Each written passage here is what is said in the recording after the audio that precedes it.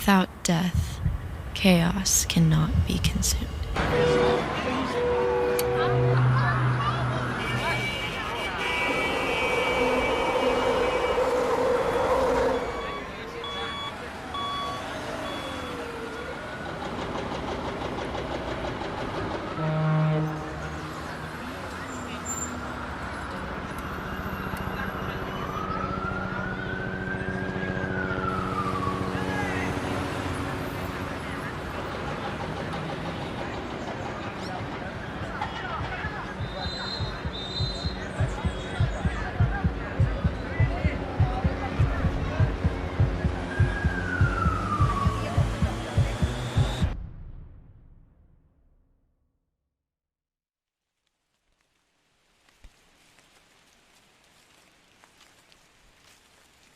Be still, and then you will see.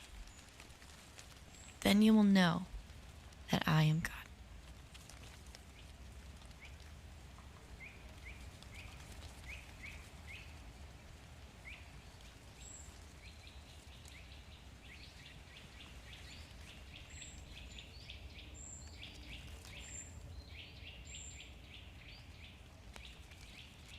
The veil was torn. The Son of Man was hung on a tree. He was mocked. He was bruised.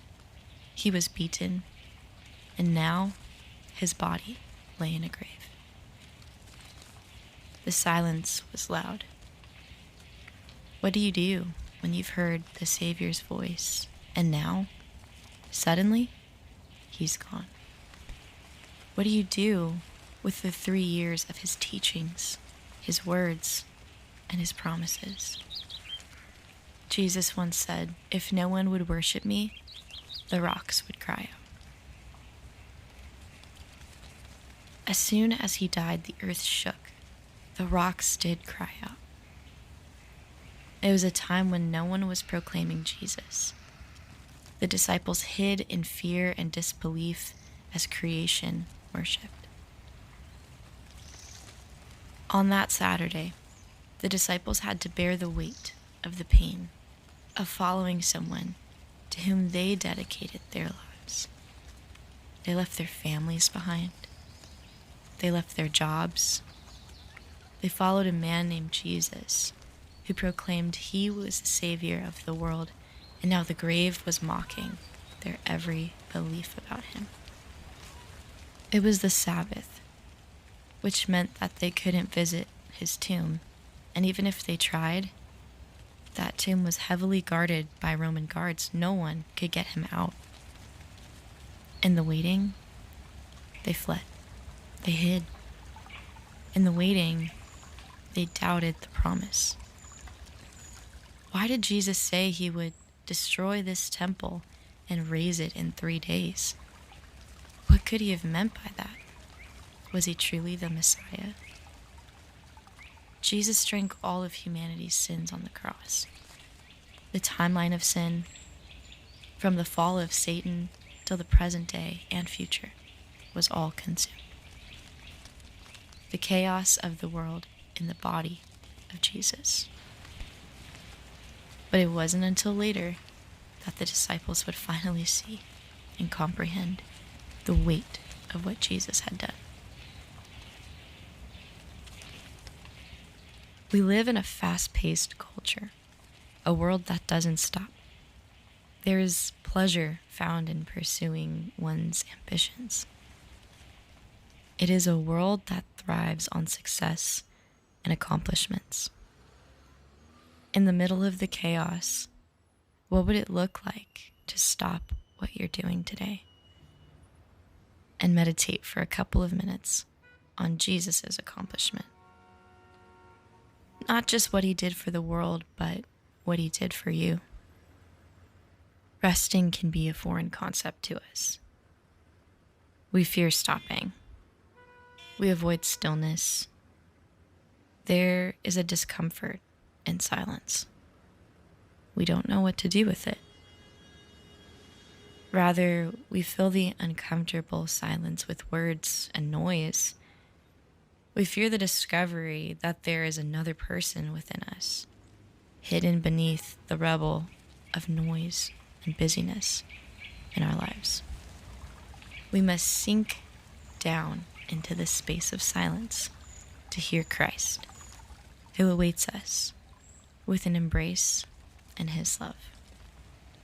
The Hebrew word for be still is closer to the phrase to sink into.